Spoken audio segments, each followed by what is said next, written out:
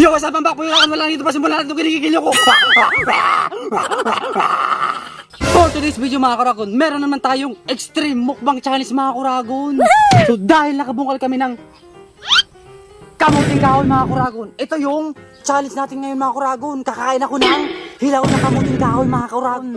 Wala akong pakialam kung meron ng cyanide. Kuragon to. Panis ko sa akin, basic na basic lang, easy. Pero bago ang lahat, pasintabi muna dyan sa mga batang nanonood dyan.